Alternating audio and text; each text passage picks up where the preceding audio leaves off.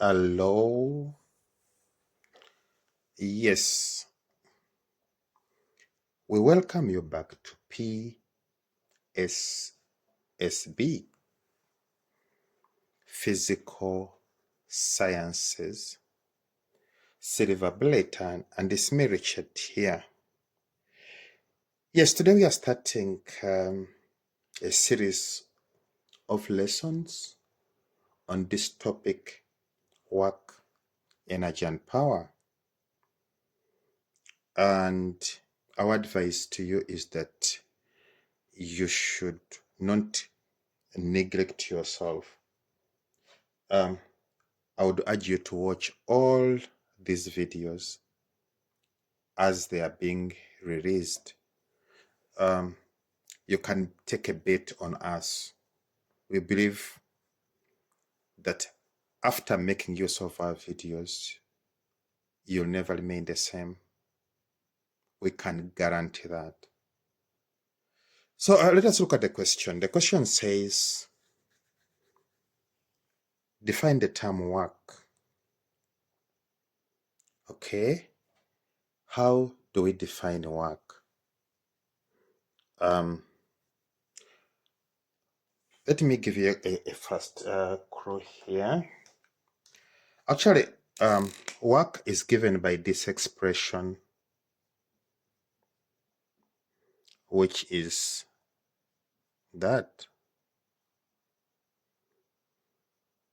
So it is the product of force and displacement. And what you see here is the angle between the force and the displacement. So if you can put this one in words,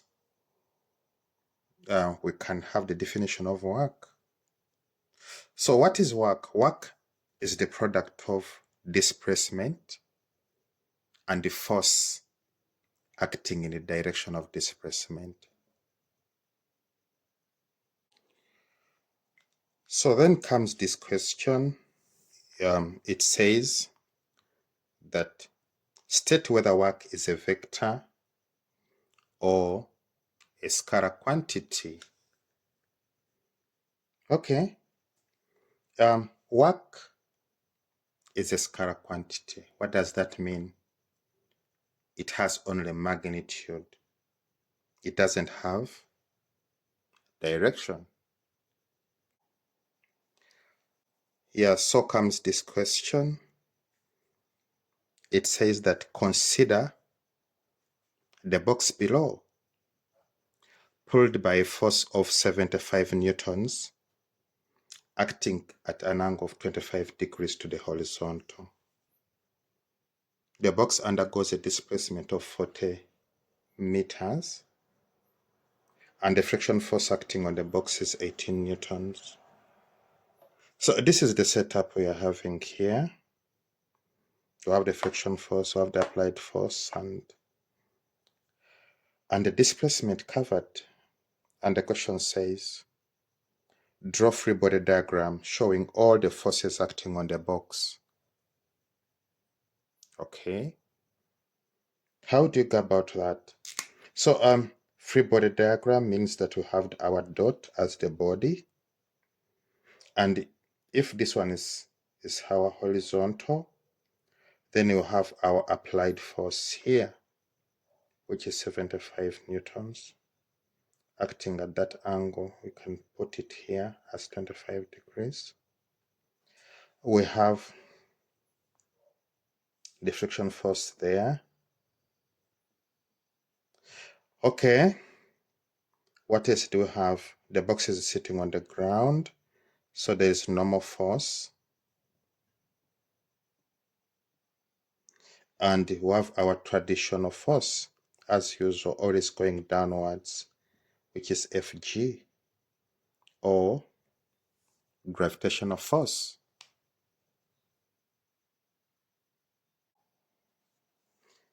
Yeah, then comes this question. It says that calculate work done by applied force. Okay. And how do you go about that? First of all, you have to know that our applied force on the box is 75 newtons. And the best approach to this is that you have this 75 and you get its components. So if you do that, you're going to have this one as our horizontal component, Fa cos theta, and this one as our second component, which is Fa sine theta, theta being the angle between the force and the displacement. So we have to know that from the formula, what do we know? We know that work done by any force is equal to F delta x cos theta. But in this case, what do we know? In this case, we know that our force of interest is Fa cos theta. And we have to know that for this force, the angle between that force and the displacement is 0 degrees. So when you substitute in this one, what are we going to get? We are going to say work done by applied force, you can even put it here, is going to be equal to the force, which is going to be Fa cos theta, that one is done, times displacement, then times cos 0 degrees. So when you substitute in this one, what do we get? We are going to have Fa. What is Fa? 75 cos 25 degrees times displacement, which is 40, times cos 0. Cos 0 is 1. So what you get out of this one is going to be the work done by applied force. Yeah, that's what we get. 2,718.92 joules.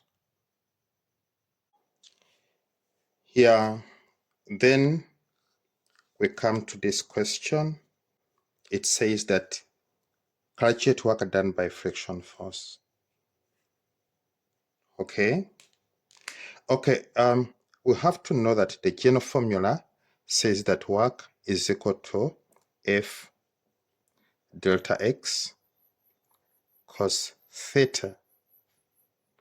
But you have to know that this time around we are dealing with friction force. So what do you know about friction force? This is what you know. We know that the force is friction, and we know that theta, which is the angle between friction force and displacement, is 180 degrees.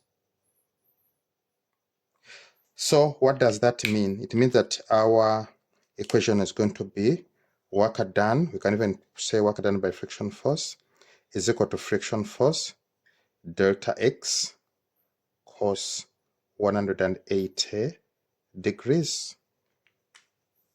Okay. So what is the friction force?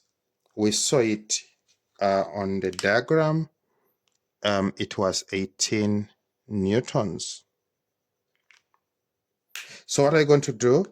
We are going to say 18 times displacement, which is 40, times cos 180, which is -1. Yeah, what you get out of that is going to be the work done by friction force. So that is that. It is -720 joules.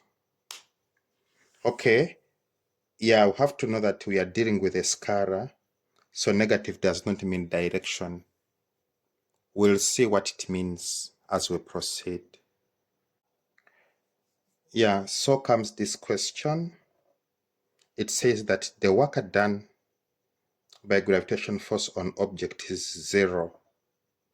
Give an explanation for this. Okay. Yes, work done is 0. How do we explain this? It starts from our general equation. What does it say? Work is equal to F delta X cos theta. But you have to know that we are dealing with this force, gravitational force. And what do we know about gravitational force?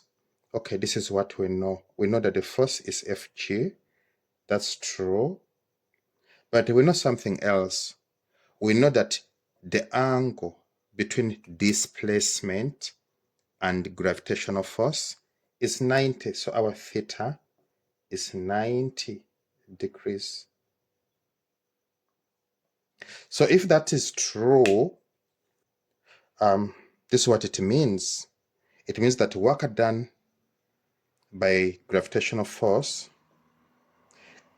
is equal to Fg times displacement, which we know, but it is times cos 90 degrees. And you have to know that cos 90 is 0. So if that is true, it means that we are going to have work done by gravitational force as Fg times displacement times 0. And you have to know that any number you multiply with a 0 is 0. So what are you going to get here? We are going to get that work done by Fg is 0 joules. And with that, we'd like to thank you for your time. The channel is PSSB, Physical Sciences Silver Bullet. Yeah, see you next time. Don't forget to subscribe, to like, to comment. We are simply the best. Bye-bye.